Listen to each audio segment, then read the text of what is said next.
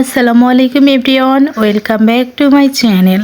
আজকে আমি আপনাদের সাথে শেয়ার করব ঘরে থাকা সাধারণ কিছু উপকরণ দিয়ে দারুণ মজার রেসিপি। আজকের রেসিপিটা কিন্তু আপনারা বাসায় সংরক্ষণ করে রাখতে পারেন। একবার তৈরি করে অনেক দিন পর্যন্ত এই রেসিপিটা কিন্তু আপনারা খেতে পারবেন। আর আজকের রেসিপিটা করেছি আমি দুটো ডিম, ময়দা আর চিনি দিয়ে। খুব সহজভাবে আজকের রেসিপিটা দেখিয়েছি। আশা করছি সম্পূর্ণ ভিডিওটা দেখবেন। আর আমার ভিডিওটা যদি আপনাদের ভালো লাগে আমার চ্যানেলটা সাবস্ক্রাইব করবেন। তো আমি আজকে রেসিপিটা তৈরি করার জন্য প্রথমেই একটা বাটির মধ্যে নিয়ে নিচ্ছি দুটো ডিম। এখানে আমি ডিম দুটো ভেঙে নিব প্রথমেই। তো আমি দুটো ডিম কিন্তু এই পর্যায়ে নিয়ে নিয়েছি। এখন আমি দুটো ডিমের মধ্যে দিয়ে দিচ্ছি কিছুটা পরিমাণে লবণ। এখানে স্বাদ মতো লবণ দিতে হবে। এখানে লবণের মাপটা সেভাবে দেওয়া নেই। তো আমি এখন লবণটা দিয়ে ডিমটা খুব ভালোভাবে ফেটিয়ে নিচ্ছি। আমি একটা হ্যান্ড উইপসের সাহায্যে ডিমটা কিছুটা সময় ফেটিয়ে নিচ্ছি। অবশ্যই কিন্তু ডিমটা ফেটিয়ে নিতে হবে খুবই ভালোভাবে। তো আমি কিছুটা সময় ফেটিয়ে নেওয়ার পর এখন দিয়ে দিচ্ছি 1/3 কাপ চিনি। এখানে চিনিটা যদি আপনারা মিষ্টি বেশি পছন্দ করেন তাহলে কিন্তু চিনিটা 1 কাপের একটু কম দিতে পারেন। যারা খুব বেশি চড়া মিষ্টি পছন্দ করেন তবে 1/3 কাপ চিনি দিলেই কিন্তু মিষ্টিটা পারফেক্ট হবে। তারপরেও অনেকে কড়া একটা মিষ্টি পছন্দ করে, তারা কিন্তু চাইলে মিষ্টির পরিমাণটা বাড়িয়ে দিতে পারেন। চিনিটা দিয়ে আমি কিন্তু হ্যান্ড উইপসের সাহায্যে আবারও খুব ভালোভাবে ডিমের সঙ্গে ফেটিয়ে নিচ্ছি। এই পর্যায়ে আমার ফেটানোটা কিন্তু ঠিক এরকম হয়েছে, দেখেই বুঝতে পারছেন। আর আমি আবারও বলছি, অবশ্যই কিন্তু ডিমটা খুব ভালোভাবে ফেটিয়ে নিতে হবে। যাদের বাসায় হ্যান্ড উইপস নেই তারা কিন্তু কাঁটা চামচ দিয়েও ফেটিয়ে নিতে পারেন, তবে সময়টা আরেকটু বেশি লাগবে। তো এই পর্যায়ে আমার খুব ভালোভাবে ফেটানো হয়েছে। এখন আমি দিয়ে দিচ্ছি ময়দা। এখানে আমি ময়দাটা নিয়েছি 2 কাপ পরিমাণে। প্রথমেই আমি দুটো ডিমে যতটুকু ময়দা দরকার ঠিক ততটুকুই দিব। এখানে ময়দার মাপটা আমি সেভাবে বলছি না। এখানে আমি দুটো ডিমের মধ্যে যেমন ময়দার খামির করতে যতটুকু ময়দা লাগবে আমি কিন্তু ততটুকুই এখানে দিব। তো এখন আমি খুব ভালোভাবে কিন্তু মাখিয়ে নিচ্ছি ময়দাটা দিয়ে।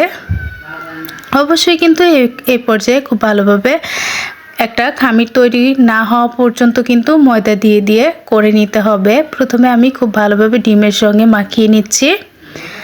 ঠিক এভাবে মাখিয়ে নিতে হবে।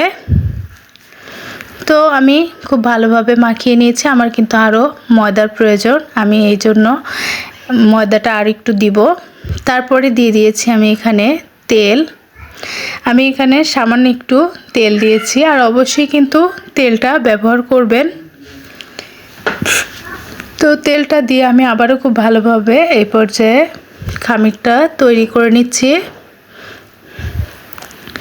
খামিরটা কিন্তু দেখতে পাচ্ছেন অনেকটাই হয়ে এসেছে, তারপরেও আমি আরেকটু ময়দা ব্যবহার করছি।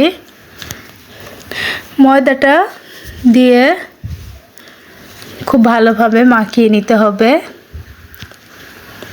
আমার কিন্তু এই পর্যায়ে খামিরটা একটু শক্ত শক্ত হয়ে গেছে, তো এই জন্য আমি কিন্তু এখানে হালকা একটু পানি ব্যবহার করব, যেহেতু একটু বেশি শক্ত হয়ে গেছে এই জন্য।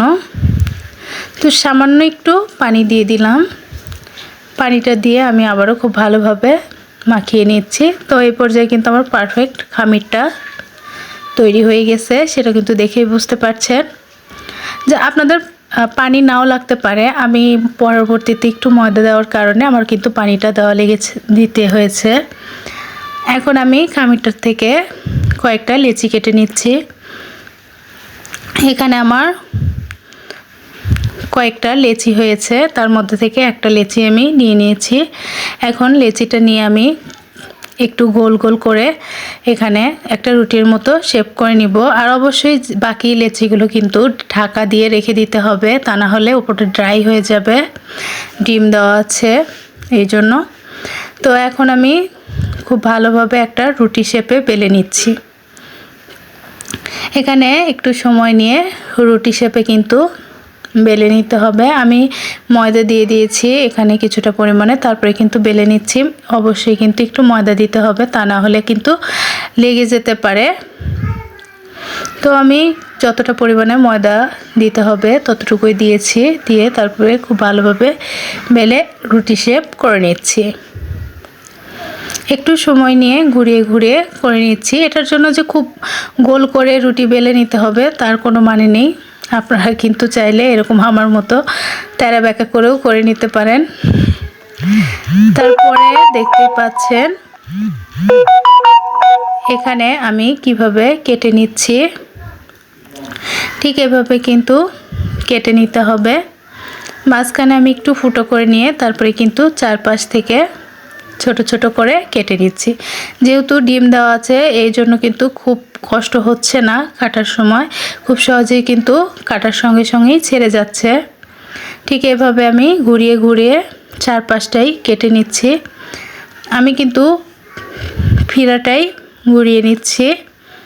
তো আমার কিন্তু এই পর্যায়ে কাটাটা হয়ে গেছে। এখন দেখতে পাচ্ছেন আমি কিভাবে তৈরি করে নিচ্ছি নাস্তাগুলো। ঠিক এভাবে কিন্তু তৈরি করে নিতে হবে। প্রথমে উপর পাশ থেকে ঘুরিয়ে ঘুরিয়ে নিয়ে তারপরে ঠিক এইভাবেই তৈরি করে নিতে হবে, আর মুখটা একটু চাপ দিয়ে লাগিয়ে দিতে হবে। অবশ্যই কিন্তু মুখটা চাপ দিয়ে লাগিয়ে দেবেন, তা না হলে কিন্তু খুলে যাওয়ার সম্ভাবনা থেকে যাবে। তো আমি সবগুলো ঠিক একই প্রসেসে কিন্তু তৈরি করে নিব। আমি সবগুলো তৈরি করে নিয়েছি। এখন একটা প্লেটের মধ্যে উঠিয়ে নিব। একটা প্লেটের মধ্যে উঠিয়ে নিয়ে বাকিগুলো ঠিক একই প্রসেসে কিন্তু আমি তৈরি করে নিব। সবগুলো আমার উঠিয়ে নেওয়া হয়ে গেছে। এখন চুলায় একটা কড়াই বসিয়ে দিয়েছি। কড়াইটা পর্যাপ্ত তেল দিয়ে খুব ভালোভাবে গরম করে নিয়েছি। হাই হিটে তেলটা আমি গরম করে নিয়ে তারপরে কিন্তু চুলার আঁচটা একদম লোতে রেখে ভেজে নিব।